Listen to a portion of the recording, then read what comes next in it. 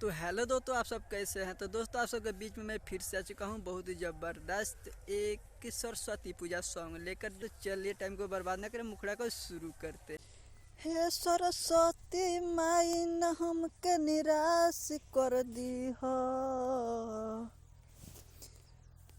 हे सरस्वती माई न हमके निराश कर दी हो। हे सरस्वती माई न हमके निराश कर दी हो। हमरा लभर के यसो परीक्षा में, हमरा लभर के यसो परीक्षा में माई पास कर दी हो। हमरा लभर के यसो परीक्षा में माई पास कर दी हो। हे सरस्वती माई न हमके निराश कर दी हो। हे सरस्वती माई न हमके निराश कर दी हो। हे सरस्वती माई न हमके निराश कर दी हो।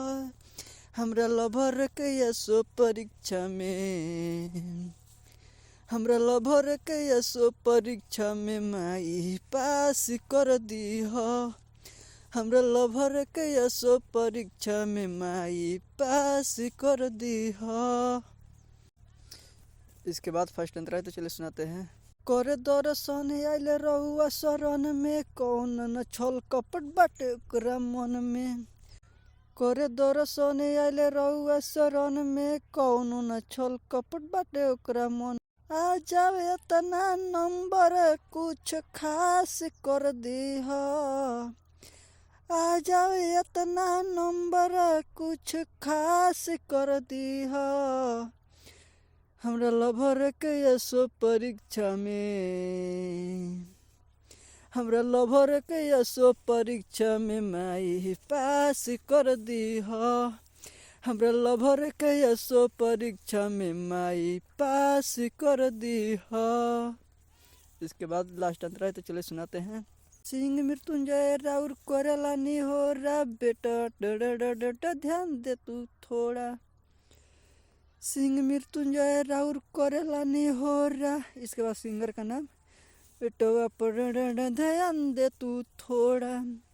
ज्ञान के सागर हो हिन दुख नाश कर दी हो। ज्ञान के सागर हो तू हिन दुख नाश कर दी हो। हमरा लभर के यसो परीक्षा में, हमरा लभर के यसो परीक्षा में माई पास कर दी हो। हमरा लभर के यसो परीक्षा में माई पास कर दी हो। तो दोस्तों, अगर वीडियो आपको अच्छा लगा हो तो वीडियो को शेयर कीजिएगा और ज़्यादा से ज़्यादा लाइक कमेंट कीजिएगा। और हमारे चैनल पर नए हो तो चैनल को सब्सक्राइब जरूर कीजिएगा। ओके, मिलते हैं फिर नेक्स्ट वीडियो में, तब के लिए बाय बाय।